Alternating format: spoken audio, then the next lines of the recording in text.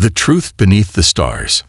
Ambassador Elias Voss stood by the towering window of the Celestial Concorde, the Galactic Council's diplomatic station that hovered in high orbit above the twin star system of Vantros III.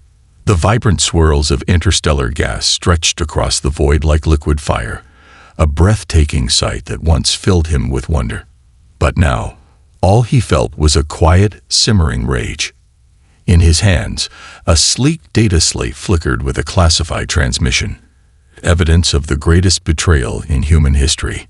He had read the files 7 times, and each time, the same gut-wrenching realization twisted in his chest. For over a century, humanity had played the part of a young, ambitious race eager to prove itself among the interstellar community. The Galactic Council, an assembly of powerful ancient species, had welcomed them with open arms, promising guidance, trade, and protection. Humanity had believed them, but it had all been a lie. The files contained reports spanning 200 years, detailing how the Council had systematically suppressed human technological advancement. Quantum computing breakthroughs had been stifled. Artificial intelligence research had been sabotaged. Faster-than-light propulsion projects had mysteriously failed. And the worst of all, the disasters. The Proxima Centauri massacre, where a natural meteor shower obliterated Earth's first deep space colony, killing 300,000 men, women, and children. The Europa Station collapse, where an unexplained failure in life support suffocated 15,000 researchers. The destruction of the Lagrange orbital shipyard, where a routine reactor test led to a catastrophic explosion that wiped out Earth's most advanced shipbuilding facility. All engineered, all orchestrated. Not by accident, not by human failure. By them. Voss's grip tightened around the data slate. His reflection in the window showed an expression hardened by betrayal. For 15 years, he had served as humanity's voice in the Council, fighting for fair representation, for access to resources, for the right to expand. And for 15 years, they had smiled at him while stabbing humanity in the back. A quiet chime echoed through the room. Secure connection established. A holographic display flickered to life, revealing Admiral Renata Graves of Earth's Strategic Command and Director Cato Soren of the Terran Intelligence Bureau. Their faces were grim, their expressions unreadable. Voss took a slow breath. "I'm sending you the files now." A moment of silence stretched between them as they reviewed the evidence. Admiral Graves's weathered face grew darker with every passing second. Director Soren, usually calm and composed, rubbed his temple before finally speaking. "This explains everything," Soren muttered. "The trade limitations, the fleet restrictions, the AI development bans. It wasn't about balance. It was about control." Graves leaned forward, her voice like steel. "They're afraid of us." Voss nodded. "They've been afraid of us since the day we stepped into the stars. For too long, humanity had been treated like a child, always held back, always shackled by regulations in the name of galactic stability. But the truth was clear now. It was never about stability. It was about keeping humanity weak. "This changes everything," Graves finally said. "Operation Starbreak is no longer an option. It's a necessity." Voss exhaled slowly. "How long?" Soren met his gaze. 2 months, maybe less." Voss turned his head slightly, looking once more at the bustling trade lanes outside his window. Thousands of ships from hundreds of species crisscrossed the space around the Celestial Concorde, a testament to the unity the Council always preached. But that unity was a facade, and soon it would shatter, because humanity was done asking for permission. The Council chamber. Hours later, Voss stepped into the Grand Assembly Hall. The chamber was massive, designed to house representatives from over 50 different species. Luminescent panels lined the curved walls, casting a soft glow over the delegates. Some were humanoid, others were vast gelatinous masses, insectoid warriors, or amorphous energy beings. At the center sat the Council High Speaker, a towering entity composed of shifting crystalline structures. Its voice was harmonized light, resonating through the chamber with an almost hypnotic rhythm. The representative from Earth may address the council. Voss's gaze swept across the room, taking in the smug expressions, the dismissive glances. They thought this was just another routine session, another day of humanity begging for fair treatment. They had no idea. Esteemed members of the council, Voss began, his voice even, controlled. For 2 centuries, humanity has been a loyal member of this assembly. We have abided by every restriction, followed every law, honored every treaty. A pause. But we have also uncovered the truth. Murmurs spread through the chamber. Voss let them whisper, let them scoff, let them think they still held control. Then he pressed a single button on his wrist comm. The chamber's main holo display flickered, then exploded with classified data. The sabotage reports, the covert council operations, the death tolls. Gasps filled the air. A few delegates shouted in their native tongues. The Zarelian trade minister, a serpentine being covered in bioluminescent scales, recoiled in horror. The Kovari hive matron, whose species controlled the council's intelligence network, clicked her mandibles in denial. The high speaker's crystalline body flared with an intense glow. This is a baseless accusation. Voss took a single step forward. The evidence is undeniable. The lies end today. Silence. Cold. Heavy. Then Voss delivered the final blow. As of this moment, humanity is severing all ties with the Galactic Council. We reject your authority. We reject your rule. And we will no longer be held captive by your fear. The chamber erupted. Some shouted in protest. Others pleaded for calm. The high speaker's form flickered as if trying to comprehend the impossible. Voss ignored them all. He turned on his heel and walked out, never looking back. By the time he reached his ship, the order had already been sent. Across human colonies, millions of citizens were being relocated. Hidden shipyards, unknown to the council, activated their final assembly sequences. The Exodus fleet was ready. And in 2 months, humanity would be gone, leaving the galaxy behind. And when they returned, the stars would never be the same. The gathering storm. The tension inside Celestial Concord had reached a boiling point. The corridors, once filled with idle diplomats exchanging pleasantries, now buzzed with fear and confusion. Whispers of humanity's departure had spread like wildfire. Every species, every empire, every kingdom, every corporate syndicate was now questioning what this meant for the future of the galaxy. And yet, the ones who had the most to fear were the ones who had orchestrated humanity's suppression in the first place. Inside a heavily secured war chamber deep within the station, the council elite had gathered.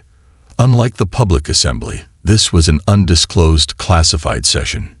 No cameras, no public records, only powerful secrets. The high speaker, its crystalline body shifting erratically with agitation, turned its glowing gaze toward the assembled leaders of the most influential species. The humans have discovered what we have done, it said, its voice resonating in low, fractured light tones. And they have chosen to leave. A sharp chittering sound came from the Kovari hive matron, her insectoid form rigid with tension. If they were truly leaving, I would not be so concerned. The Zarelian trade minister, his serpentine form coiled around the hovering anti-grav podium, flicked his forked tongue. Agreed. This is not an act of surrender or retreat. This is something far, far worse. Silence fell. They all knew what it meant. Humanity was not running away. They were removing themselves from control. And when they returned, they would return unchained. The high speaker's crystalline body flared with a deep blue hue, the equivalent of deep concern in its species. We must act before they become something we cannot stop. From the far side of the room, a shadowed figure finally spoke. The Ithari warlord, a being composed of shifting dark mist inside a metallic exosuit, let out a low, distorted hum. There is only one solution. The words hung in the air like a death sentence. The last meeting on Mars.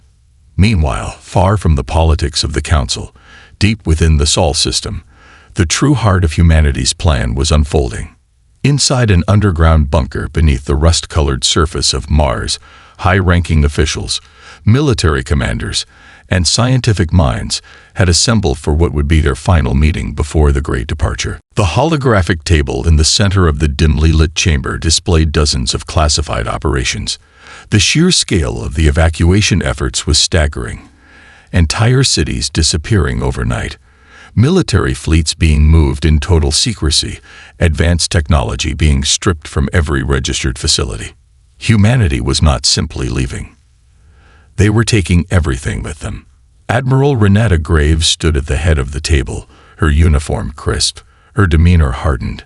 As of this moment, Operation Starbreak is entering its final phase. The room fell into a charged silence. Every individual present knew what that meant. The departure would begin, and there would be no coming back, not until they were ready. Dr. Julian Kessler, one of humanity's most brilliant minds, leaned forward, adjusting his thick-rimmed glasses. Our cloaking systems are holding, but we don't know for how long. If the Council catches wind of just how many assets we're moving, they'll try to stop us. General Malik Veros, head of Earth's covert defense network, grunted. Let them try. He gestured at the holomap, where massive, unregistered shipyards were displayed in various locations far beyond the Council's surveillance range. They've underestimated us for centuries. We've been working in the shadows for a long, long time. Kessler exhaled slowly. But this isn't just about military strength. The real victory will be in what we take with us. Graves nodded. And in what we leave behind. Her words carried a heavy meaning. They wouldn't simply vanish silently into the void. They would make sure the Council never saw it coming. She turned to an officer standing by the far side of the table. Commander Holt, begin the Cascade Protocol. The man stiffened. Ma'am, are you certain? This will change everything. Graves met his gaze without hesitation. That's the point. With a simple tap on his holo-wrist interface, the order was sent. Across every human-controlled planet, moon, and outpost, something remarkable began. Factories stopped producing materials for the Council. Advanced research labs wiped their systems clean and went dark. Terraforming projects were shut down. Every bit of infrastructure that had been built to serve the Council's interests was systematically dismantled, erased, or sabotaged beyond repair.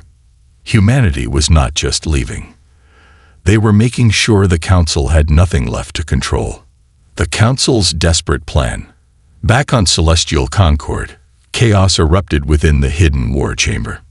The High Speaker turned toward the Ithari warlord, its voice pulsing with agitation. You mean to attack them? The dark mist within the Ithari's exosuit pulsed. If we let them go, they will return in decades, more advanced, more powerful, and without our chains. The Kovari Hive matron clicked her mandibles. A preemptive strike is dangerous. They are still part of this galaxy. We have laws. The Ithari warlord turned toward her, its voice a whispering storm. Laws do not stop extinction. A heavy silence fell over the room. The reality of the moment sank in. If they let humanity leave, then one day humanity would return, beyond their control, beyond their reach. The only way to maintain power was to ensure humanity never had the chance to rise again. Then it is decided, the High Speaker said at last. We will strike. The beginning of the end. As the Exodus fleets began to move in total silence, as millions of humans abandoned the worlds they had once called home, as the final pieces of their great escape fell into place, the Council made its decision. The fleet was on its way. The first shots of war were about to be fired, and humanity's greatest gamble was about to begin. Humanity's final gambit. The stars above Mars burned with artificial light as the Exodus fleet completed its final preparations. The once barren red world, home to humanity's greatest secrets, now hummed with the energy of countless ships ready to depart. Deep underground, in a war room filled with flickering holographic displays, Admiral Renata Graves watched the final pieces of their escape fall into place. The clock was running out. The Council's fleet was coming. And this was humanity's last chance. The Council's betrayal, the Celestial Concord, had fallen into complete disorder. Officially, the Council still pretended that diplomacy was an option.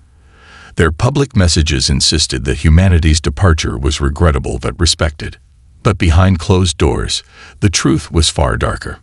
On the bridge of the Vorithis Judicator, the Council's flagship, Admiral Threx Zolarin of the Zyrelian fleet stood surrounded by shimmering tactical displays. His elongated reptilian form tensed as he stared at the map of the Sol system. He had been given clear orders. Destroy humanity's hidden fleets before they could escape. No negotiations. No mercy. Only eradication. The Council had agreed. No one wanted to admit the truth aloud, but they all understood it.